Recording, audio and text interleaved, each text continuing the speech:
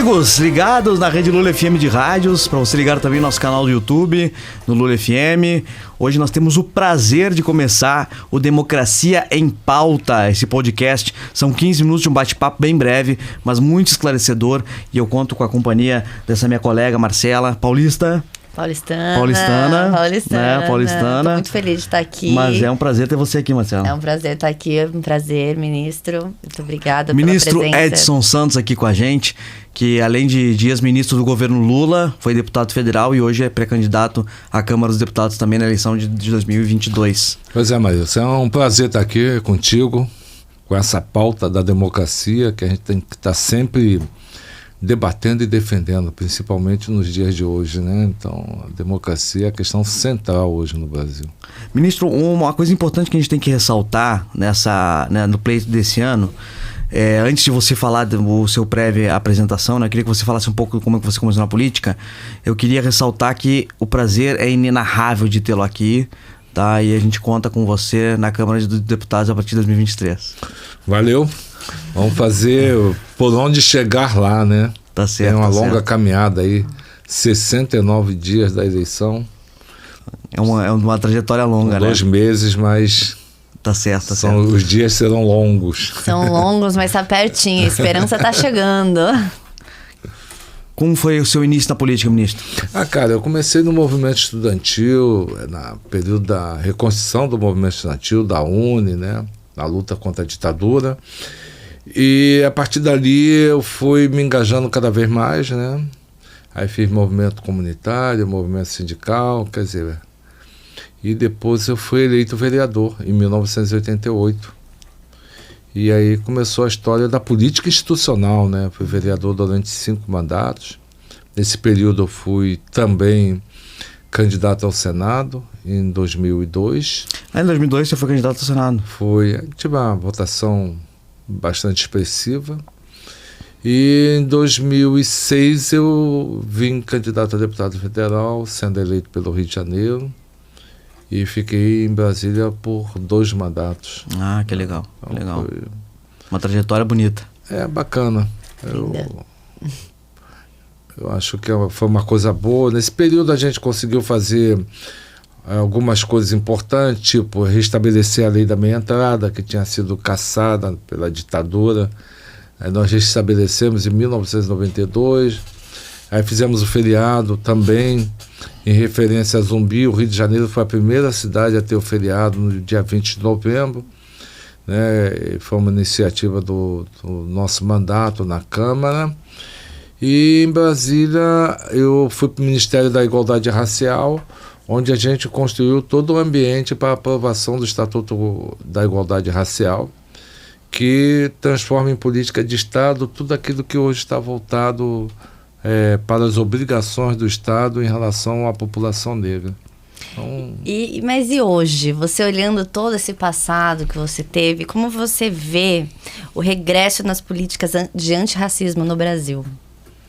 Olha, está cada vez mais evidente no Brasil que o Brasil jamais ele conseguirá chegar a um nível civilizatório enquanto o negro estiver na situação em que está. Sim. Não é? Nós tivemos a abolição da escravidão e posterior a isso, né, a proclamação da República, uma república que é a coisa pública, mas que não incluiu o povo, que era a população negra. A maioria do nosso povo é negro até hoje, cada vez mais, né, a população se autodefine enquanto negro e é o segmento excluído, né, das prioridades do Estado brasileiro. Portanto, eu vejo hoje pessoas que falam assim constantemente da questão racial, dos efeitos da escravidão sobre o Brasil de hoje. Eu acho que isso já é um avanço na medida em que a consciência das pessoas, né, ela vem levando-as a reconhecer a importância de política que leve a um estado de igualdade racial no Brasil. E o sentimento da atual conjuntura, né, que a gente tem pessoas que integram o governo, que a gente sabe que não não defende o lado, o presidente que fala um monte de besteira? Como vocês recebem, vocês da comunidade negra recebem isso? Olha, eu acho que o Bolsonaro fala e tal, é uma reação ao que foi feito no Brasil, né?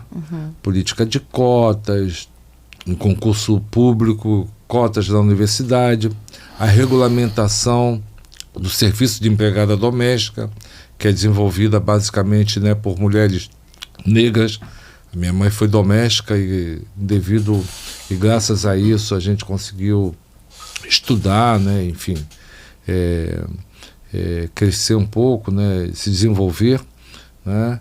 Eu acho que o Bolsonaro expressa essa insatisfação de segmentos da sociedade com essas políticas, que felizmente eu lembro que quando eu era ministro, o Lula logo no início me chamou para conversar, aí falou, isso a gente pode não fazer nada aqui, né, daquele jeito direto dele, a gente pode não fazer nada, mas se a gente transformar esse negócio em política de Estado, porque amanhã pode vir um maluco aí que ele acabar com tudo. Olha só. Então, Olha só. Daí a importância de nós votarmos o Estatuto da Igualdade Racial. Então, se não fizer nada e votar o Estatuto, a gente já cumpriu grande parte do nosso objetivo.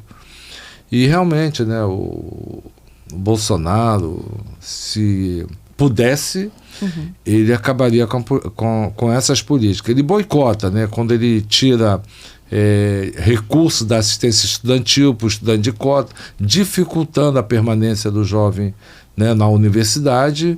É uma ação deliberada, né, desse governo Bolsonaro e do Guedes no sentido de excluir o jovem negro e a jovem negra do ambiente acadêmico, do ambiente universitário. Quando o próprio ministro diz que pobre não precisa cursar universidade, né? O ministro da Educação, né? Falou que pobre não precisa cursar universidade, quem tem que cursar universidade é classe média e classe média alta.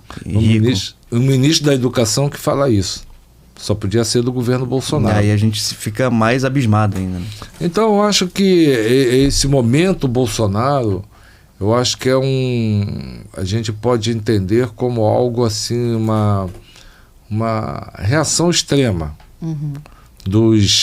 da herança escravocrata no Brasil do século XXI. Sim. E você acha que vai demorar muito tempo para a gente recuperar?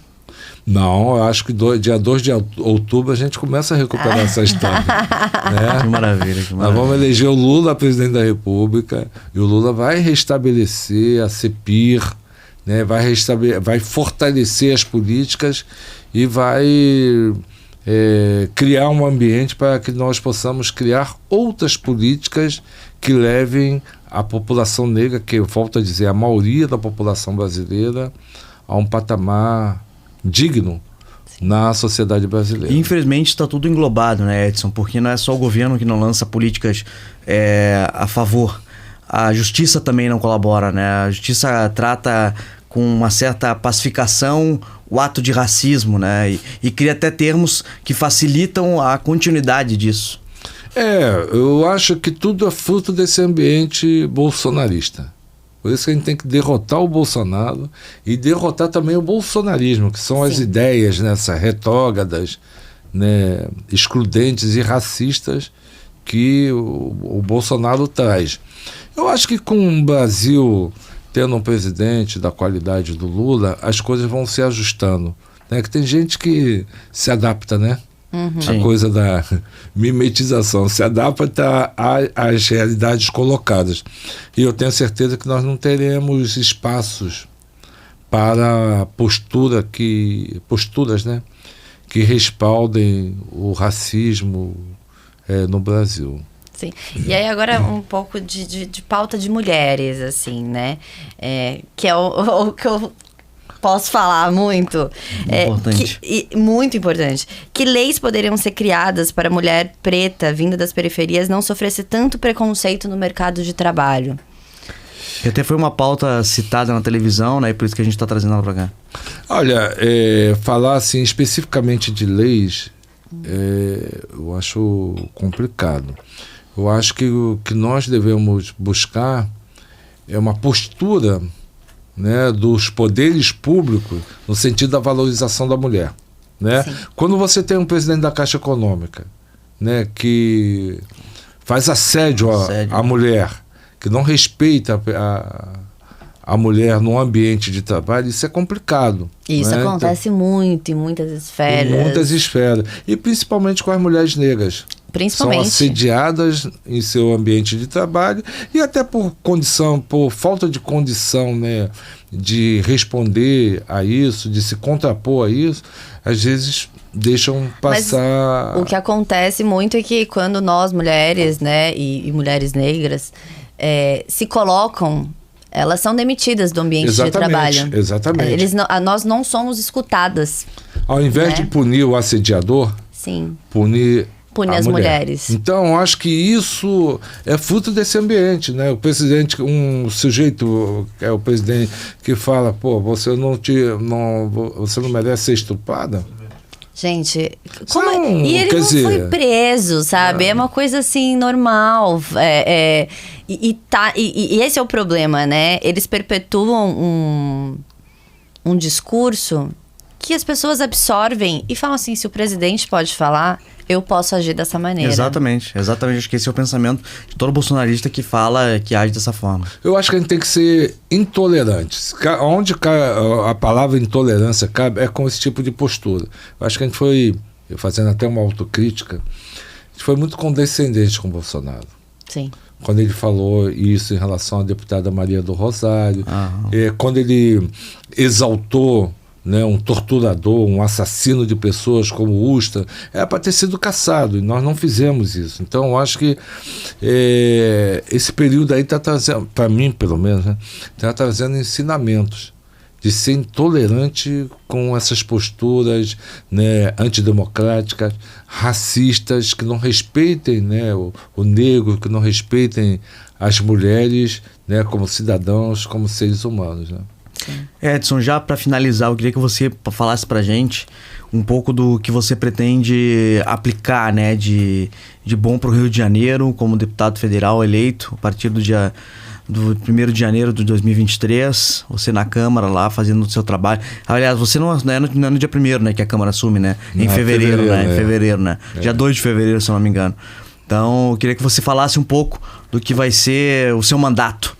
Sim, uma coisa que é patente, né, é a questão da indústria naval, que está ligada à política da Petrobras, né, recuperar a indústria naval do Brasil, restabelecendo, né, que o que puder ser feito no Brasil será feito no Brasil, né, então essa questão da indústria naval, ela gerou dezenas de milhares de empregos no Rio de Janeiro. Foram 80 mil empregos. 82 mil, para ser mais exato. Aqui a gente é exata. Então, é recuperar isso, né? Eu acho que isso é importante, além de um desafio que eu acho que a gente tem para todas as regiões metropolitanas do Brasil, que é a questão do transporte. O trabalhador não pode ficar 4 horas dentro de ônibus, ou esperando o ônibus, ou o ônibus quebrando.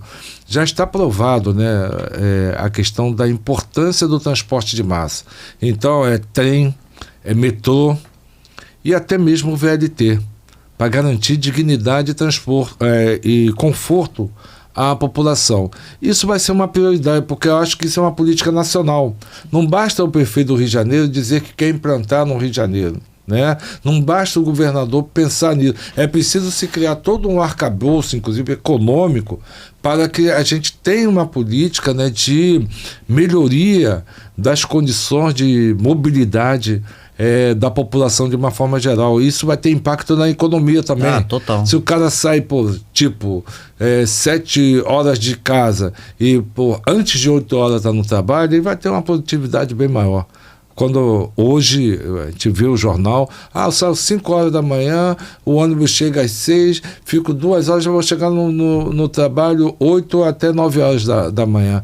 Então isso afeta, né, a produtividade do nosso trabalhador. Então eu acho que são 2 questões que eu vou trabalhar assim, com muita intensidade. A questão, né, da recuperação do setor naval e a questão da mobilidade na região metropolitana do Rio de Janeiro, além, evidentemente, né, da questão racial, né, das políticas de igualdade racial, da luta contra o racismo, que eu acho que enfim, faz parte da minha vida. É essencial, né?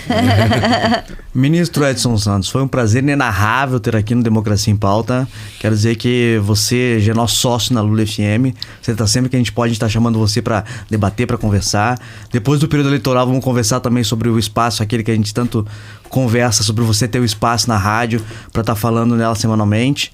E prazer todo meu, Marcelo, ter você aqui Foi um prazer. no nosso programa. Muito obrigada por ter vindo. Estou muito orgulhosa de toda a sua trajetória, do que você vem propondo.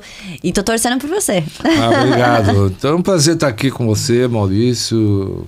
Marcela. E estou disponível. Beleza, então. Muito obrigada. O que nós precisamos estimular no Brasil é o diálogo. Muito. Troca de ideias, né? Com isso a gente cresce. Esse foi o Democracia em Pauta no Lula FM. Voltamos semana que vem. Valeu! Tchau!